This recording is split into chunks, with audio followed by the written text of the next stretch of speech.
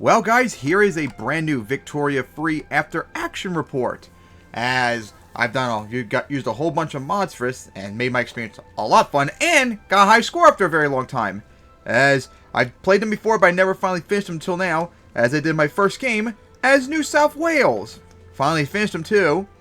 And I was able to form Australia, although I had to cheat in order to allow it because there's a mod I'm using that lets you annex subjects just like that, and I have it set to where the AI does it, and yeah, I don't think I'm going to do it again because the British took over like the one half of Australia.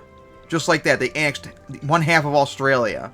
So I had to cheat so I can get that back so I can finally form Australia, and I was able to take over New Zealand as well. So let's go. Australia had all of it. Let's go, as you can see. Yeah. Freaking India. They even had, I think, Germany and Austria in their market. Brazil. Like, it was just wild. Absolutely, like, the biggest UK I've ever seen. So, after that, I actually, for a lull, I went... Oh, hit the wrong one. I went full monarchy. Before I became Australian, I became a constitutional monarchy afterwards. And I had to deal with a whole bunch of rebels. I mean, revolution, all that, but thankfully they were all down like New Zealand, so they were really not a threat whatsoever. And I kept having this weird thing, which I don't think is supposed to happen, where once I won a revolution, those same interest groups tried to do another revolution for the same reason. That's caused the first revolution. I thought it was when interest groups lose a revolution, they have no power for like next several years, so they can't do a revolution, period. That's what it was supposed to be, from what I know. So, yeah, that was very annoying to deal with. Them revolting when they shouldn't.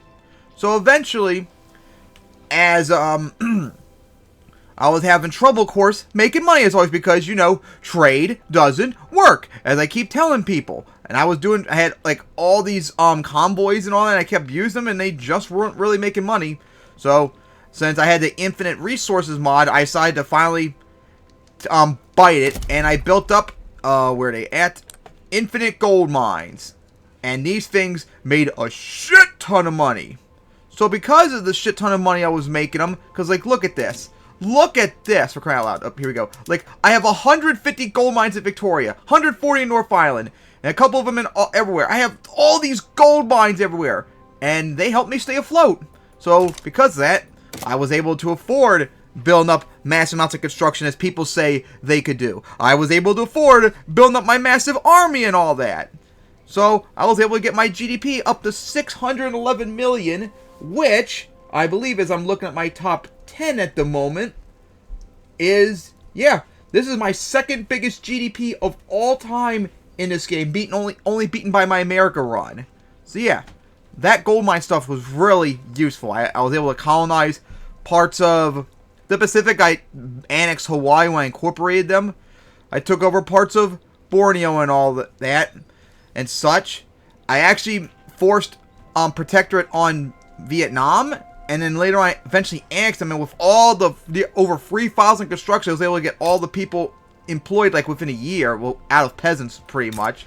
So yeah, that was really cool. And it took a while, but it took several years. We got to deal with a couple other countries, but I managed to puppet all of Japan.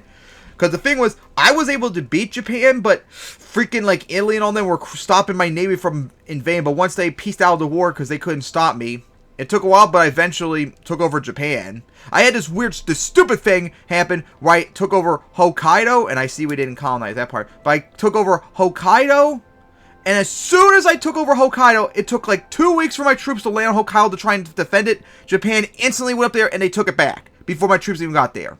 That really pissed me off.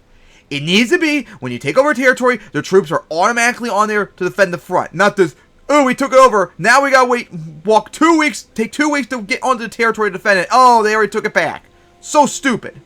So then, I fought, the Heavenly Kingdom, as they always show up now, to try and force them to release Korea, Manchuria, and all that.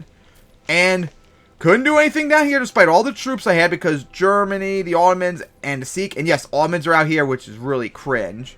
But they were all down there, leading me to easily take over like almost all of China. And then it got to a point where they were starting to push back and all that for bullshit reasons. But then everyone else pieced out, leaving me against Heavenly Kingdom alone. And it was easy to force them to release. If I had time, I wanted to eventually like try and annex all of Korea and Manchuria and all that, but I didn't.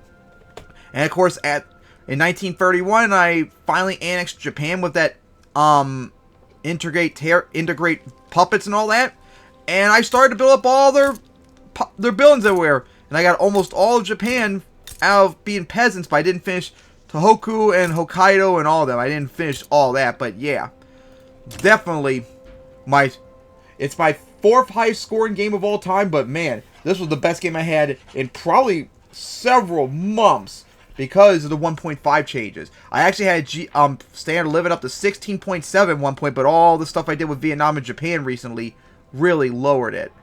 Yeah, that was just insane how much it went up, because Australia's going good and all that. So, yeah, that was nice and all that.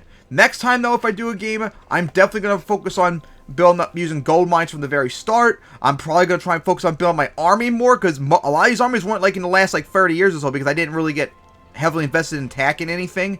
So I might try and focus on that more instead of building up construction and like getting everyone to not become peasants so quickly.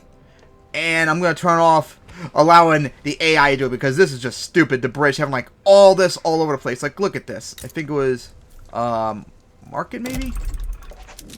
No, it's not there. I think it was like right here. Yeah, like look at this, guys. They freaking have the Ottomans, Austria, Germany, Belgium, Spain, Portugal, Brazil, Bolivia. Oh my gosh, they have just so many like superpowers, including me. I'm the superpower of the world, for crying out loud. No one has a bigger GDP than me. And yeah, it would be nice if there was a mod that just instantly made me independent too, once I had enough power whatsoever, because this is ridiculous. I have the biggest GDP in the world, and yet I'm still a puppet to the British. Absolutely stupid. That is insane. But it still was probably one of the funnest I've had in a long time playing this. So yeah, hope you enjoyed, and here is the final results of my New South Wales into Australia.